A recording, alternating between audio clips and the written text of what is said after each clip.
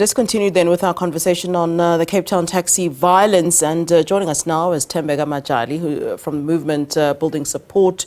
She's the program officer at Alternative Information Development Centre, AIDC. A very good evening to you, and thank you so very much for joining us here on SABC News. Thank you so much. All right. For allowing me. You're most welcome. I take it you're keeping a very close eye on the events currently unfolding with the violence in the Western Cape relating to the taxi strike. What's been your analysis of what's been taking place? Well, look, first of all, anyone has a right to protest or a strike in an environment that is free of intimidation and also no violence. But in a country like South Africa, in a market-driven and export-led economy, you are then bound to face resistance from taxi industry and leading to sometimes unplanned violence. But there will always be opportunities taking advantage of the situation. But one of those could be, some kind of a reserve army of the unemployed. A country that is sitting with over 70% of unemployed youth who is drowning on substance abuse. And alcohol is always freely available to participate in such acts of criminal activities. Yeah, there's blame on both sides, whether it be the taxi industry as well as the government for what's going on. Certainly the government of the Western Cape for what's happening. At this point, how should the situation be dealt with? Because it seems that both sides aren't willing to budge, and I think that's why we find ourselves where we are. And let's not forget the fact that there has been loss of life. Yes, look, the responsibility lies with both the City of Cape Town authority as well as the provincial Western Cape government to address the taxi strike demands. Solutions lie there, so they need to go back to the negotiating table, iron out their issues, and find amicable solution. But above all of this, you cannot address the public transport issues without firstly addressing problems at ESCOM crisis. When you talk of a crisis at ESCOM, you talk about the whole manufacturing value chain. Yeah.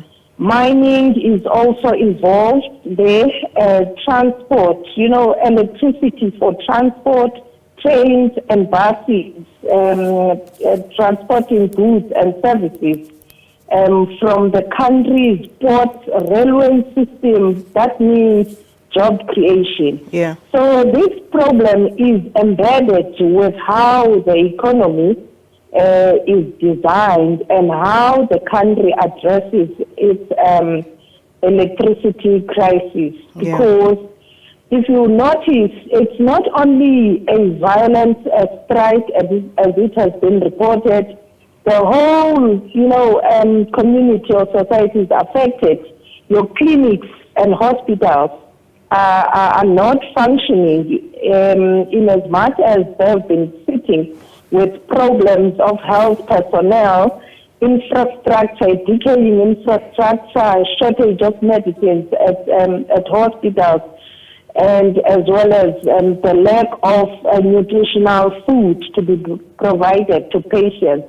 So this whole strike has compounded or opened up a lot of so many unresolved issues in the country. Yeah. One factor that we cannot run away from is the fact that in as much as you will need a safe and reliable transport system, we cannot I mean, that cannot happen if problems, like I said earlier on, such as ESCOM remain unresolved. Let's talk about the alternatives. You know, you're talking about safe and reliable transport systems, and I want to bring in the fact that you, as the AIDC, are also collaborating with CSIR on sector studies that are relating to new vehicles, investigating potential collaborations in electric scooters and so forth, and other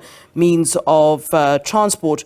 How far are you with this? I mean, I think that's part of the conversation that is being had at the moment in terms of the fact that, you know, what is taking place when it comes to the taxi industry might not be necessarily feasible. And are there, in fact, you know, alternatives? What have you found in this collaboration that you are having with the CSIR?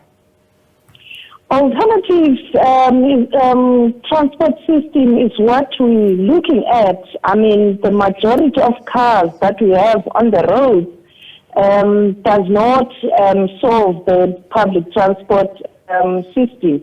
But again, you need to guard against a situation where the country's assets get stolen or destroyed, the existing ones.